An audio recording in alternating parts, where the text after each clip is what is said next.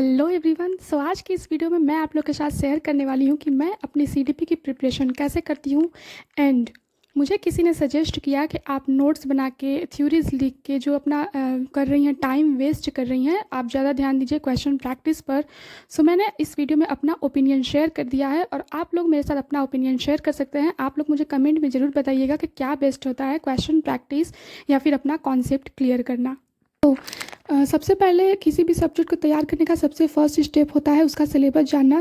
मैंने बहुत सारी वीडियोस देखी थी और मुझे बिल्कुल भी ये क्लियर नहीं हुआ था कि सीडीपी में हमें यूपी टेट के लिए क्या पढ़ना है। मैंने इसके लिए, जो कि मेरा सीडीपी छूट रहा था पढ़ाई, मैंने फटाफट एक बुक परचेज़ कर ली जिससे मैं थोड़ा बहुत तो अपना तैयारी करती रहूँ। और मैंने सीडीपी की बुक ले ली जो कि सचिन सर की है, जिससे मुझे सिलेबस का तो क्लियर हो गया कि हमें यूपी टेट में एग्जैक्ट पढ़ना क्या है।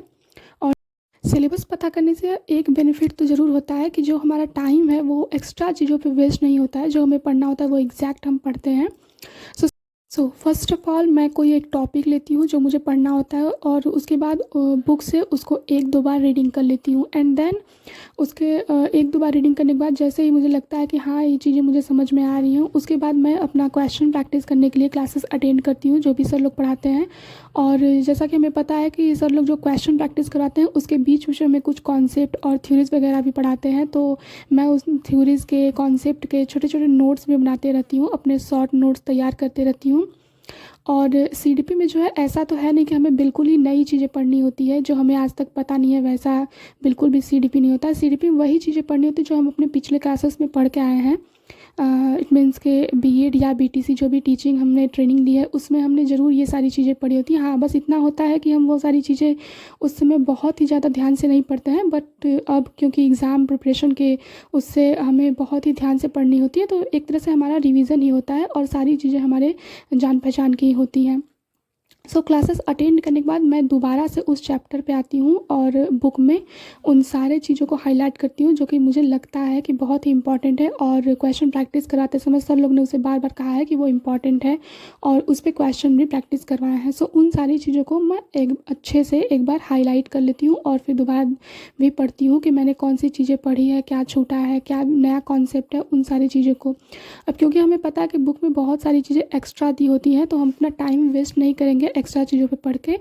इसलिए मैं हाईलाइट करती हूँ जिससे मैं दोबारा जब भी अपना बुक रिवीजन करूँ तो मैं सिर्फ मेन पॉइंट्स को ही पढूँ, पूरी बुक को नहीं।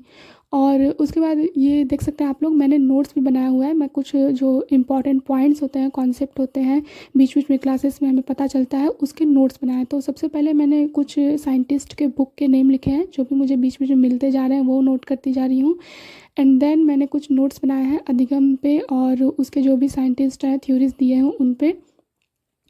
ऐसे ही मेरी सीडीपी की तैयारी हो रही है। एंड मेरा मानना है कि कॉन्सेप्ट क्लियर बहुत ही इंपॉर्टेंट होता है। अभी रिसेंट में किसी ने मुझसे ये कहा था कमेंट में कि जो आप नोट्स बना रही हो वो धरे के धरे रह जाएंगे और क्वेश्चन प्रैक्टिस ही आगे चल के काम आएगा, बट मेरा मानना ये नहीं है। मुझे लगता है कि अगर हमारे कॉन्सेप्ट क्लियर है, हमारा बेसिक क्लियर है, अगर एग्जामिनर थोड़ा बहुत क्वेश्चन घुमा के भी दे रहा है तो हम उसे ईजिली निकाल लेंगे।